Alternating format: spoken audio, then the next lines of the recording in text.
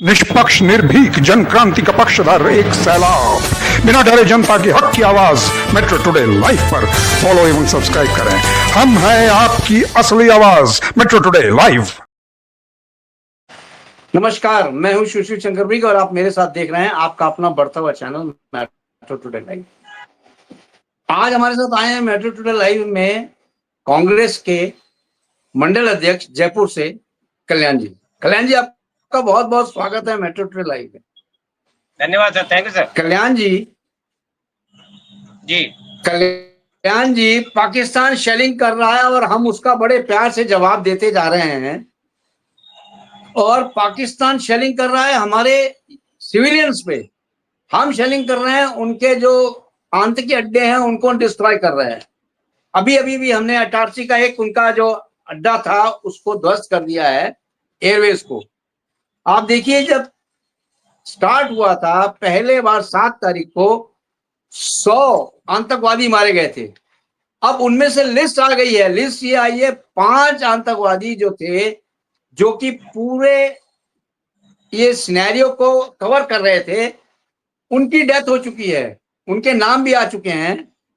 जैश का हाफिज मोहम्मद, अब्बू जिंदल जो कि गार्ड ऑफ ऑनर दिया था, जिसको गॉड ऑफ ऑनर दिया था वहां की पुलिस ने, मोहम्मद यूसुफ अजहर, जैश का मोहम्मद हसन मारा गया और अब मसूद अजहर का जीजा भी मारा गया। यानी कि 6 ऐसे आतंकवादी मारे गए हैं जो कि पूरा इनएक्शन को देखते थे, यानी कि हथियार खरीदना, हथियारों की उनको ट्रेनिंग देना और लड़कों को पकड़ पकड़ के लेके आना, जो जिहादी बनाना, ये उनका पूरा मोटिव था। लेकिन ये आज जो हो रहा है पाकिस्तान के साथ, वो बहुत पहले हो जाना चाहिए था। ठीक है, देर आए दुरुस्त आए, लेकिन अब समय नहीं है, क्योंकि सिविलियंस को ये मार रहे हैं। आज की रात इनकी आखिरी रात होनी चाहिए, क्योंकि सिविलियंस बहुत हमारे हताहत हो रहे हैं और अब हमारी आर्मी को और भी खुली हैंड्स दे देने चाहिए ताकि अंदर घुस के इनको मारें और कल सुबह पीओके अपने हाथ में हो और वहां पे अपना भारत का झंडा लहराए और पाकिस्तान में भी भारत का झंडा लहराए। आपका क्या ख्याल है कल्याण जी? देखिए, वो कहते हैं ना कि चोर चोरी से जाए, हेरा फेरी से नहीं जाए। और जी, जैसी कहावतें बड़े बूढ़ों ने कही है वो बिल्कुल सत्य उतर रही है कि कुत्ते की पूंछ को कितने ही साल पाइप में रखो वो सीधी नहीं होती, टेढ़ी की टेढ़ी ही रहती है। और जी, पाकिस्तान भी उनमें से है जो एक कुत्ते की पूंछ है, शायद वो कभी सीधी नहीं हो पाएगी और उसको सीधी करने के लिए पूंछ को डिस्ट्रॉय करना पड़ेगा। तो हमने 1947 में जब से आजादी देखी, तब से बराबर इन जी, लोगों जी, के जो ये कुकृत्य देख रहे हैं और हम भोग रहे हैं और सहनशीलता का परिचय दे रहे हैं। 1948 में जब कश्मीर को लेकर जब पंगा हुआ, झगड़ा हुआ, तो कबालियों को हमने खदेड़ा, उसमें पाकिस्तानियों का हाथ था। फिर 1965 में इसी तरह का मामला हुआ। 1971 में फिर इन्होंने किया और 1971 में हम लोगों ने इसके 2 टुकड़े कर दिए और इसके 2 देश कर दिए, जिसमें एक बांग्लादेश है, एक पाकिस्तान है। इसी के साथ साथ में 1971 में हमारे पास बहुत अच्छा मौका था, अगर हमने अमेरिका और रशिया के दबाव में आकर उस मौके को खो दिया और एक मानवता के नाते हम लोगों ने एक समझौता करके इनको इनकी जमीनें और इनके जो टैंक्स वगैरह थे वो वापस दे दिए। तो ये सबसे बड़ी गलती रही, यह एक सबसे बड़ी इंसानियत रही। तो 1971 में जो गलती करी थी वो हमको 1999 में कारगिल में भुगतनी पड़ी। तो मैं तो ये चाहता हूँ कि अब नहीं भुगतनी पड़े और दोबारा इस तरह की स्थितियां क्रिएट नहीं हो। तो हमारी इंडियन आर्मी बिल्कुल सक्षम है और हमको उन पर गर्व है कि वो धैर्य बनाए हुए हैं और अभी भी कोई पहल नहीं कर रहे हैं। वो सिर्फ वहां से जो शेल्स आ रहे हैं, जो गोले Correct. बारूद आ रहे हैं, ड्रोन आ रहे हैं, मिसाइल्स आ रही है, उनको हवा में ही डिस्ट्रॉय कर रहे हैं और अभी भी अपनी सहनशीलता का परिचय देते आ रहे हैं, जो सारा विश्व देख रहा है। और अब तो सारा विश्व भी इंडियन आर्मी और इंडिया के सपोर्ट में खड़ा है और पाकिस्तान जैसा चाहता है वैसी उसकी मंशा पूर्ण नहीं हो पा रही, क्योंकि पाकिस्तान गलती खुद करता है और बाहर विदेशों में दुष्प्रचार करके इंडियन आर्मी और इंडियन गवर्नमेंट को दोषी ठहराता है। वही उसकी चाल है। अभी रिसेंटली हमने देखा, मीडिया पे देखा कि वो एक तरफ शेलिंग कर रहा है, दूसरी तरफ जो यात्री हवाई जहाज है उनको भी उड़ा रहा है, उनको भी परमिशन दे रखी है ताकि कहीं इंडियन गवर्नमेंट या इंडियन जो जो सेना है उससे कहीं गलती हो और कोई जहाज हिट हो जाए तो वर्ल्ड में या विदेश में हमारी बदनामी कर सके और ये कह सके कि देखिए इंडियन आर्मी ने हमारे यात्री विमान को उड़ा दिया। तो वो उसकी चालाकियां है, मगर उसकी चालाकियां सफल नहीं हो रही है और हमारी इंडियन गवर्नमेंट और हमारे जितने भी मिलिट्री मैन है, बीएसएफ वाले हैं, तीनों ने सेनाओं के जो हमारे चीफ है, उनका बहुत बहुत धन्यवाद कि उन्होंने हमको सुरक्षित रखा हुआ है और उनका जवाब भी दे रहे हैं। और जरूरत पड़ी तो हो सकता है शायद जैसा हमारे प्रधानमंत्री जी ने कहा था कि मिट्टी में मिला देने, तो वही नौबत होने वाली है, क्योंकि अब जिस तरह की हरकतें पाकिस्तान कर रहा है और पाकिस्तान से जो स्टेटमेंट आ रहे हैं वो एक उकसाने वाले स्टेटमेंट है। आज भी रिसेंटली अमेरिकन जो एक विदेश मंत्री है, उन्होंने पाकिस्तान के विदेश मंत्री से बात करी और वहां के विदेश मंत्री ने स्टेटमेंट दिया है कि अगर इंडिया पहले अपनी शेलिंग बंद करे, इंडियन गवर्नमेंट जो है फायरिंग बंद करे, तो हम इस पे सोच सकते हैं। तो वो कहते हैं कि चोरी और सीना जोरी वाली बात है और पाकिस्तान का गरूर जो है अभी भी बना हुआ है, जबकि वह पहले दिन ही इंडियन गवर्नमेंट ने और इंडियन सेना ने कहा था कि हम लोग बाग जनरल आदमियों पे या किसी भी कॉलोनी में हमला नहीं करा और न करेंगे। हम सिर्फ इन आतंकवादी अड्डों को उड़ा रहे हैं जहां पर ये सपोले पल रहे हैं या इन सपोलों को फीडिंग की जा रही है और वही जो टारगेट थे उनको डिस्ट्रॉय किया। मगर करेक्ट। मगर अब तो है, जी जी जी बोलिए सर जी। नहीं, बिल्कुल सही कह रहे हैं आप बिल्कुल सही कह रहे हैं। केवल आतंकवादी के अड्डे खत्म किए हैं और आतंकवाद खत्म किया है। यानी कि जो 100 आदमी मरे हैं, 100 से ज्यादा भी मरे होंगे, वो केवल आतंककारी थे, आतंकवादी थे, आतंक की फैक्ट्री थी जिसमें 6 इनके कर्णदाता जो आतंक को हेड कर रहे थे वो मारे गए हैं। बहुत बड़ा इन्होंने हिट किया है भारत ने और पूरा आतंकवाद अभी भी समाप्त नहीं हुआ है, अभी भी समाप्त होने में थोड़ा टाइम लगेगा। जी जी जी देखिए, इसमें कंधार हाईजैक का जो एक मास्टरमाइंड आदमी था और जो कंधार हाईजैक हुआ था उसमें समझौते के तहत जिसको छोड़ा गया था मशहूर अहमद, वो भी मारा गया जी और उसके आका भी मारे गए। करेक्ट। तो बहुत बड़ी है कि इनकी कमर टूट है। वो कहते हैं कि रस्सी जल गई मगर अभी ऐंठन नहीं गई है, तो अभी इनकी ऐंठन बाकी है। और 2 रात से 7 तारीख को पुलवामा में पहलगाम में हमला हुआ, वहां से ये इस तरह की चीजें जो चल रही है, ये अटैक वाली स्थितियां है।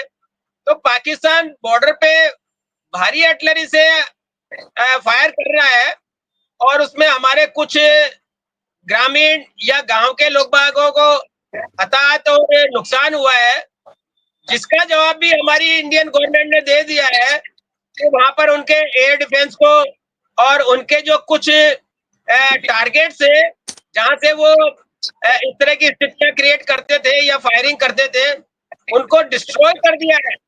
और अभी भी इंडियन गवर्नमेंट ने बहुत पेशेंस बनाया हुआ है और हमारी सेना ने बहुत धैर्य रखा हुआ है और वो हर चीज पे नजर रखे हुए हैं और ये देख रही है कि आगे इसका रिप्लाई क्या हो सकता है और ये कहां तक जा सकते हैं। जबकि पाकिस्तान में चारों तरफ भगदड़ मची हुई है।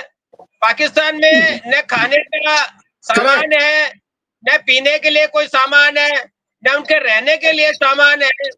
और अब तो धीरे धीरे जैसा न्यूज के थ्रू पता लगने लगा है कि वहां पर उनकी गवर्नमेंट के खिलाफ उनके लोग बाग खड़े होना चालू हो गए हैं, सिविलियंस खड़े होने चालू हो गए हैं और वो भी अब इंडियन गवर्नमेंट के पक्ष में। और वहां पर इसने किसी क्या कर दी है कि पाकिस्तान के जो नेता लोग हैं वो जानबूझकर लोगों को मौत के मुंह में धकेल रहे हैं, वो गलत है। और सारा विश्व पाकिस्तान के अगेंस्ट है। पाकिस्तान ने तुर्की से जो ड्रोन मंगाए थे वो ड्रोन किसी काम से नहीं रहे कि एक एक दिन में 300 400 ड्रोन जो है डिस्ट्रॉय कर दिए गए हैं। मगर फिर भी हमको सावधान रहने की आवश्यकता है, सजग रहने की आवश्यकता है क्योंकि अगर कुत्ते का कोई भरोसा नहीं कब कहां से किसको बाइट कर ले। इसलिए हमारी सेना चौकस है, हमको हमारी सेना पर खूब गर्व है और सारा देश सेना के साथ कल्याण जी, खड़ा है। तो कल्याण जी, अब्दुल जिंदल, कल्याण जी, अबू जिंदल जो उसकी डेथ हुई है, ये कमांडर था सबका, यानी आतंकवादियों का हेड ऑफ कमांडर था। इसकी पाकिस्तान आर्मी ने गॉड ऑफ ऑनर देने का मतलब क्या है?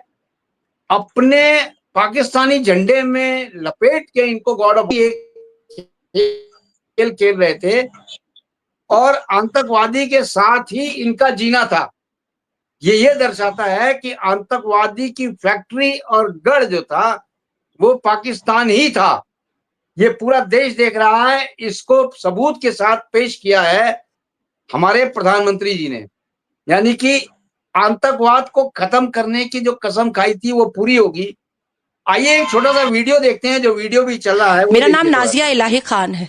जिस दिन दोबारा शादी करूंगी ना, यहां से लेकर यहां तक सिंदूर लगाकर घूमूंगी, क्योंकि ये पावर है, ये पावर है, यही हमारी पहचान है। मैं यहां से लेकर के आबू धाबी और दुबई का भी दौरा करती हूं ना, अमेरिका लंदन का भी दौरा करती हूं ना, तो मेरे शरीर पर साड़ी होती है, माथे पर बिंदिया होता है और हाथ में चूड़ी नहीं रुद्राक्ष होता है, क्योंकि इस धरती पर झांसी की रानी भी थी। और मेरी प्रत्येक हिंदू महिलाओं और बेटियों से मैं कहना चाहती हूं, गर्व से कहना कि तुम हिंदू हो। कोई भी कठमुल्ला पूछे कि कौन हो तुम, तुम्हारा धर्म क्या है, तो कहना कि भगवान राम की धरती पर हैं हम, महादेव की धरती पर हैं हम, और हमने हाथ में चूड़ी नहीं रुद्राक्ष पहना है और गर्व से कहते हैं कि हम हिंदू हैं। कलमा नहीं पढ़ना आता, जा जो करना है उखाड़ ले, और उसके बाद जो मोदी उखाड़ेगा उसके लिए भी तैयार हो जा। आपने देखा, यानी ऑपरेशन सिंदूर इस कितना डीप तक गया है, हर देशवासी के डीप तक गया हुआ है, चाहे वो हिंदू हो चाहे मुसलमान हो, उनके आंतरिक आत्मा तक जो है झकझोर के रख दिया है ऑपरेशन सिंदूर ने। और ऑपरेशन सिंदूर ही मेरे ख्याल से ये लास्ट ऑपरेशन होगा भारत का आतंकवाद के खिलाफ। आतंकवाद को जड़ से खत्म करने के लिए ही ऑपरेशन सिंदूर को लॉन्च किया गया, और ऑपरेशन सिंदूर हो सकता है 48 घंटे के अंदर खत्म कर दे पाकिस्तान को, पाकिस्तान का दी एंड हो जाए। जी कल्याण जी, देखिए आप बिल्कुल सत्य कह रहे हैं। ये ऑपरेशन सिंदूर इसलिए नाम दिया गया कि जैसा वहां पर पूछकर हमारी बहनों का, हमारी बेटियों का सुहाग गया और उनका सिंदूर वहां पर पहुंचा गया, उससे पूरा देश गुस्से में है और उद्वेलित है। उसी का बदला लेने के लिए इन लोगों को एक सबक सिखाने की जरूरत थी और इनको सबक सिखाया हमारी इंडियन गवर्नमेंट ने। पाकिस्तान में जैसा कि गवर्नमेंट है वहां पर, मगर अब जैसा मीडिया के थ्रू या चैनल्स के थ्रू पता लग रहा है कि वहां की गवर्नमेंट जो है एक निष्क्रिय हो गई है, या उसका कहना मिलिट्री मान नहीं रही है, और मिलिट्री के कमांडर वही करते हैं जो उनकी इच्छा होती है।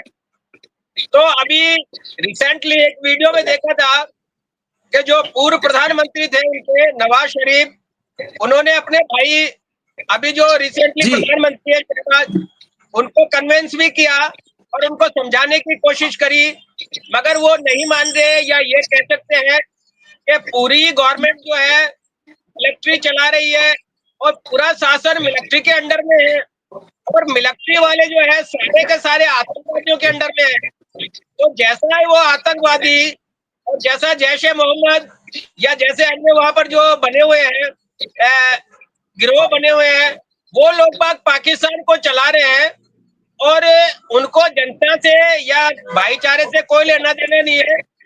उनका काम है सिर्फ जनता को मरवाना, पैसा लूटना और धन लूटना। तो यही काम हो रहा है। दूसरी तरफ यह है कि बलूचिस्तान में जो वहां पे जो बलूच लड़ाके हैं, वो एक तरफ से पाकिस्तानी सेना को खदेड़ रहे हैं, और उन्होंने करेक्ट। एक अलग से डिमांड रख दी है कि बलूचिस्तान को पाकिस्तान से अलग कर दिया जाए।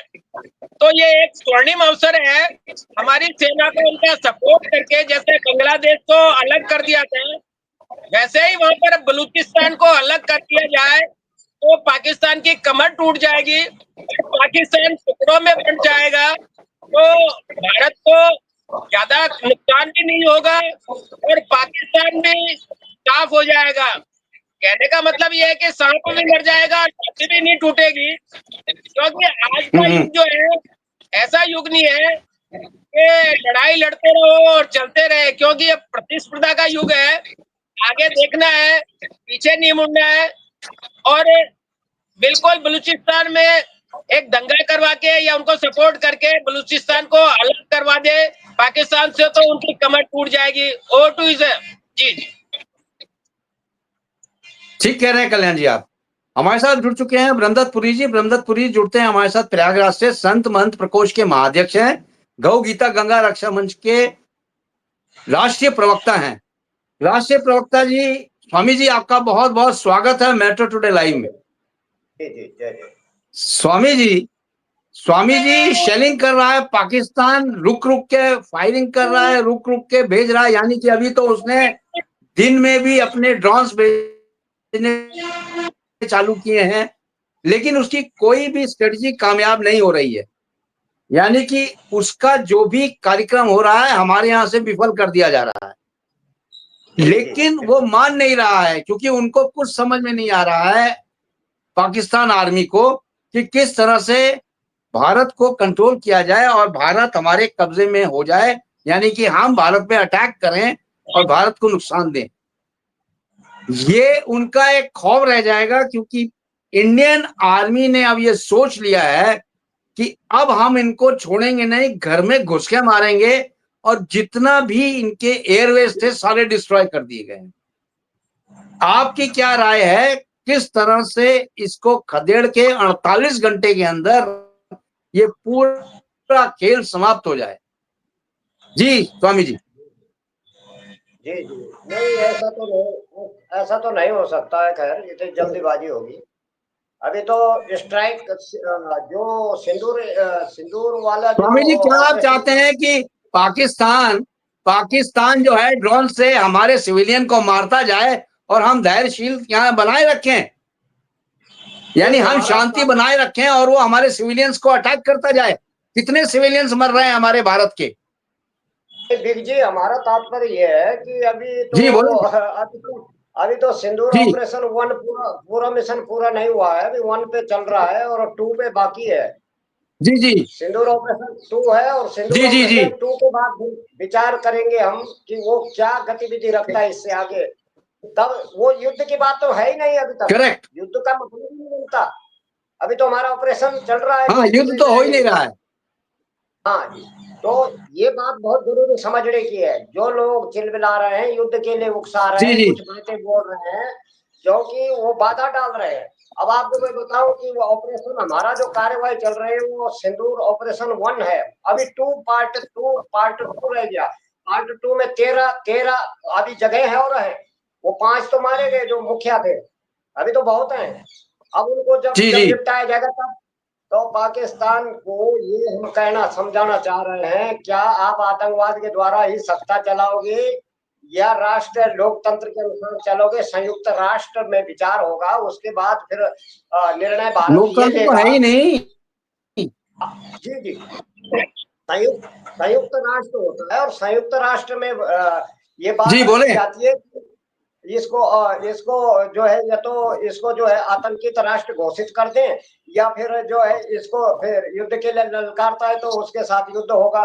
तो सफाया निश्चित है। तो हमारा ये है, 2 ऑप्शन है हमारे, इन 2 ऑप्शन को स्वीकारता है तो बढ़िया बात है। अगर ये 2 ऑप्शन में से नहीं स्वीकारता है तो उनको बताया जाएगा 25 साल से हमारे जो है 25 साल 26 साल हो गए। 99 में जो युद्ध हुआ था उससे हमारे वैज्ञानिक जुट गए थे।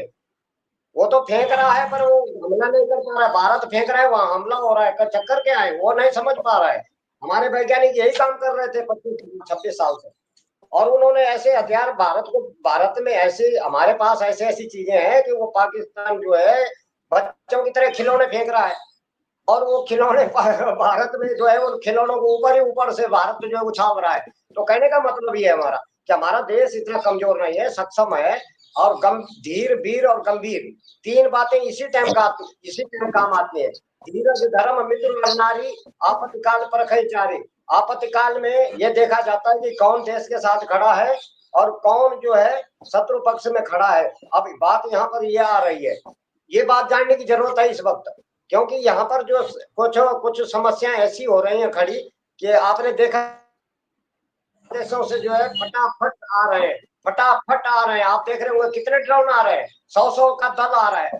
तो उसको हम कहते हैं फटाफट फटाफट, और भारत कर रहा है खटाखट खटाखट। पाकिस्तान से फटाफट हो रहा है, यहाँ से खटाखट हो रहा है। तो ये बात समझ लेना चाहिए पाकिस्तान को कि फटाफट और खटाखट का जवाब हम दे रहे हैं, घबराए ना हो। तो इस बात की आगे की जो रणनीति है, पार्ट 2 है हमारा। पार्ट 2 अभी मीटिंग चल रही है, बैठक हो रही है, और उस पर विषय जो है जब बैठक फाइनल हो जाएगी, आज शाम तक क्लियर हो जाएगा, तो पार्ट 2 आरंभ हो जाएगा। तो ये है, अभी युद्ध नहीं है। अभी तो हम ये कह रहे हैं कि धर्म पूछा था तो हम धर्म बता रहे हैं खाली, अभी युद्ध नहीं कर रहे हैं, धर्म बता रहे हैं उनको। युद्ध के लिए तो उकसा रहा है पाकिस्तान, युद्ध के लिए उकसा रहा है, भारत को युद्ध के लिए उकसा रहा है। नहीं, पाकिस्तान नहीं उकसा रहा है, पाकिस्तान को कुछ देश उकसा रहे हैं कि तो तैयार रहे, हथियार हम देते रहेंगे। पाकिस्तान ने तो सारे हथियार बेच दिए थे अपने, वो 25 साल से हथियार बेच रहा था। हम वैज्ञानिक को ढूंढ रखे थे कि हथियार सारे जो है फेल करने कैसे होंगे। तो 26 साल से लोग पूछ रहे थे कि क्या कर रहे हैं हमारी आर्मी, क्या कर रहे हैं हमारी फौज। हमारी फौज तकनीकी को जोड़ रही थी, और वही तकनीकी आज काम में आ रहे हैं। और पाकिस्तान भूल कर रहा है कि हमारा भारत इतना मजबूत है और हमारी विज्ञान इतना मजबूत सक्षम है कि पाकिस्तान के एक एक हथियार यहाँ टिक नहीं पाएंगे। ये तो कोई बात नहीं, भारत ने समझा दिया है कि अगर कैराना हरकत करेगा पाकिस्तान तो जवाब दे देंगे हम अच्छी तरह, या तो वो नक्शे से साफ हो जाएगा। क्योंकि युद्ध नहीं है अभी, युद्ध की तो बात, अगर युद्ध जिस दिन होगा उस दिन तो सब पलायन कर देगा। तो हम ये कह रहे हैं कि भैया अभी छेड़छाड़ न करो, आतंकियों का सहारा लेके जो है भारत के साथ खुरापात न जोड़ो, सीधा साबित करके उन आतंकियों को हमें पकड़ा दो, लाके हमें सौंपो। अगर तुम्हारे सौंपने की तुम्हारी हिम्मत नहीं है तो हम आके वहां उनको अच्छी तरह से हम समझाएंगे। उनको ये बोल दो कि एक बार लिखित दे दो कि भाई आप आके इनको समझाओ, हमारी नहीं मानते तो हम समझाना जानते हैं, अब पार्ट 2 में समझाएंगे उनको। ये हमारा कहने का मतलब है। जी, स्वामी जी मैं आपको रोक रहा हूँ। कल्याण जी शायद कुछ बोलना चाहते हैं। कल्याण जी बोले। देखिए, मैं जहां तक समझता हूँ, बोले जी, मैं जहां तक समझता हूँ, ये देश की एक विडंबना है कि अभी भी हम लोग बाकी समझ रहे हैं कि युद्ध नहीं है। ये युद्ध से भी बुरा है, क्योंकि आदमी एक बार मर जाए वो बहुत अच्छा है, बनिस्बत इसके कि धीरे धीरे मरे। कल परसों भी 7 तारीख को चैलेंज चालू करी और 8 तारीख को हमारे 15 ग्रामीण भाई, हमारे जो देश के नागरिक मारे गए। अभी कल भी जो है पंजाब में एक ड्रोन है और ब्लास्ट हुआ है, एक गाड़ी जल गई, उसमें परिवार के 3 मेंबर जल गए, जिनकी हालत सीरियस है, और उसमें एक लेडी जो है उसकी हालत बहुत ज्यादा सीरियस है। तो ये ऐसे धीरे धीरे करके बहुत सारी जगह है रिटेलिएट किया गया है, हमला किया गया है और उसका जवाब देना हमारी सेना का उद्देश्य है। मगर ये है कि हम ये सही कह रहे हैं महाराज कि हमारी सेना ने भी धैर्य बनाया हुआ है। जैसा युद्ध का जवाब युद्ध से दिया जाता है वैसा नहीं दिया जा रहा है।